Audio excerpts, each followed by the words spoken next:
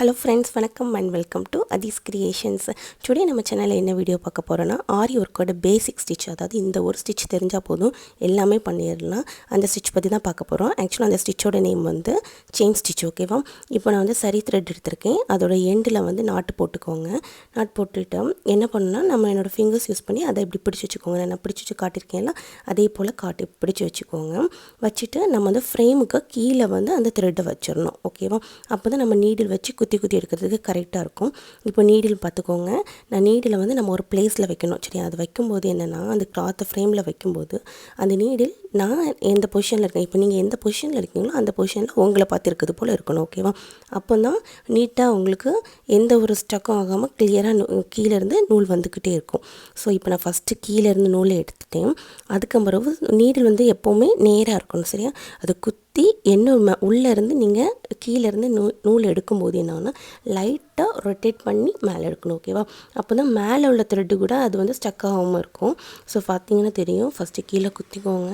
குத்தி கீழேருந்து நூல் எடுக்கும்போது மேலே வரும்போது லைட்டாக உங்கள் கையை ரொட்டேட் பண்ணி நீடில் லைட்டாக ரொட்டேட் பண்ணிங்கன்னா போதும்.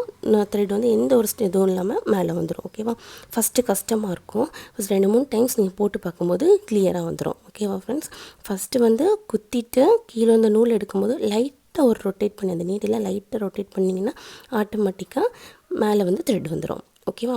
இதே போல் இந்த செயின் ஸ்டிச் எப்படின்னா, நீங்கள் இப்படி போட்டுட்டு அப்படியே விட்டுட்டிங்கன்னா அது வந்து நூல் வந்து பிரிஞ்சு ஈஸியாக போயிடும். ஸோ லாஸ்ட் வந்து எண்ட் நாட்டு போட்டு தான் முடிக்கணும். அதை பற்றி என்னோடய வீடியோவில் சொல்லித்தரேன், எண்ட் நாட் எப்படி போடுன்னு சொல்லிவிட்டு. ஓகேவா? அடுத்து வந்து ஃபஸ்ட்டு நம்ம சரி த்ரெட்டில் பண்ணுறப்பல நார்மல் த்ரெட்டில் எப்படி பண்ணணும்னு சொல்லிட்டு பார்க்குறோம். நம்ம இதையும் ப்ரிப்பேர் பண்ணுறதுக்கு முன்னாடி எல்லா த்ரெட்லையும் நீங்கள் போட்டு பார்த்துட்டிங்கன்னா உங்களுக்கு கொஞ்சம் ஈஸியாக இருக்கும். ஓகேவா?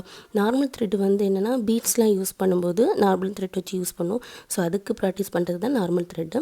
நார்மல் த்ரெட்டுக்கும் அதே தான். ஃபஸ்ட்டு நீங்கள் என்ன பண்ணணுன்னா, எண்டு நாட் போட்டுக்கோங்க. எண்டு நாட் போட்டுட்டு ஃபஸ்ட்டு சொன்னேன்ல அந்த ஃபிங்கரில் வந்து பிடிக்கிறது, அதே போல் பிடிச்சி கீழே வச்சுக்கோங்க. ஓகேவா? வச்சுட்டு நீடில் வந்து நான் எந்த பொசிஷனில் இருக்கேனோ அதுக்கு எனக்கு நேராக வச்சுக்கணும். ஓகேவா? என்ன பத்து இருக்குது போல் சரி த்ரெட்டுக்கு என்ன பண்ணமோ அதே போல் தான். ஃபஸ்ட்டு வந்து நீடில் நீங்கள் குத்தும்போது கீழே நூல் இருக்கும், அப்படி தானே? அந்த நூலை வந்து மேலே எடுக்கும்போது லைட்டாக ரொட்டேட் பண்ணி அப்புறமா மேலே எடுத்து பண்ணணும். ஓகேவா? ரொம்ப ஈஸி தான். ஃபஸ்ட்டு கஷ்டமாக இருக்கும், அதுக்கப்புறம் சரியாயிடும். இனி நான் வந்து சில்க் த்ரெட்டில் பண்ணுறது எப்படி ஃப்ரேமுக்கு பேக் சைடில் பண்ணுறதுன்னு சொல்லிட்டு காட்டித்தரேன். சில்க் த்ரெட் வந்து 2 எடுத்துக்கோங்க. 2 எண்டு சேர்த்து நாட்டு போட்டு வச்சுக்கணும்.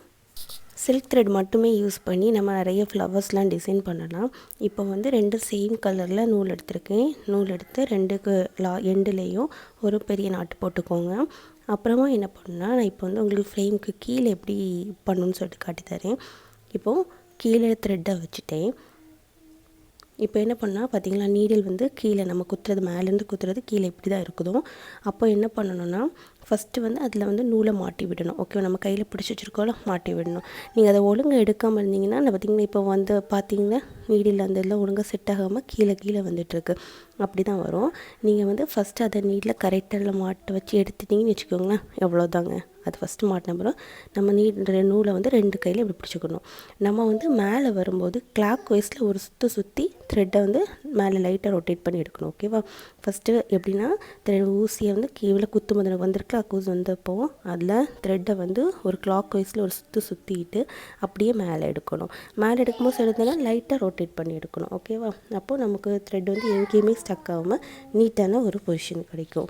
இப்போ நீங்கள் பார்த்துருப்பீங்க அதோட பேக் சைடு எப்படின்னு சொல்லிட்டு. சேம் லைக் அதே போல் தான் ஃப்ரண்ட் சைடும் அதே போல் தான்.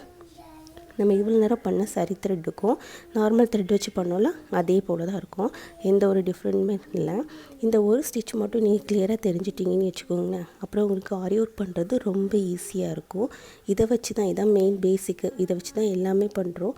சில்க் த்ரெட்டில் பண்ணும்போது இப்போ 2 நூல் எடுத்து பண்ணுறோம் பார்த்திங்களா, அந்த 2 நூலும் மிஸ் பண்ணாமல் கரெக்டாக நீட்டாக எடுத்து பண்ணால் தான் ஸ்டிச் வந்து ரொம்ப நீட்டாக விழும். திரும்பவும் சொல்கிறேன், ஃபஸ்ட்டு வந்து நமக்கு கஷ்டமாக தான் இருக்கும். ஆனால் வந்து நீங்கள் திரும்ப ட்ரை பண்ண உங்களுக்கு ரொம்ப ஈஸியாக இருக்கும். ஃபஸ்ட்டு நூலில் வந்து நீங்கள் ஊசியில் எடுத்த உடனே நமக்கு ஃபஸ்ட்டு எந்த இதுவுமே இருக்காது. நம்ம நார்மலாக கீழேருந்து நூல் எடுக்கிறோம் அப்படின்னா, அடுத்த நாட்டு போடும்போது நீங்கள் என்ன பண்ணணுன்னா, லைட்டாக கீழே வந்து ஒரு கிளாக் வைஸில் சுற்றிட்டு நூலை மேலே எடுப்பீங்க. எடுக்கும்போது லைட் மேலே அந்த நீடில் லைட்டாக திருப்பி விட்டால் போதும். ஓகேவா? அப்படி எடுத்திங்கன்னு வச்சுக்கோங்க, உங்களுக்கு மேலே வந்து த்ரெட் வந்து எந்த ஒரு சிக்கிக்கெல்லாம் செய்யாது, கரெக்டாக இருக்கும். ஓகேவா? ஸோ பார்த்து பண்ணுங்கள். இந்த வீடியோ உங்களுக்கு பிடிச்சிருந்தா லைக் பண்ணுங்கள், ஷேர் பண்ணுங்கள், சப்ஸ்கிரைப் பண்ணுங்கள். அப்புறமா மறக்காமல் அந்த பெல் ஐக்கானை கிளிக் பண்ணுங்கள்.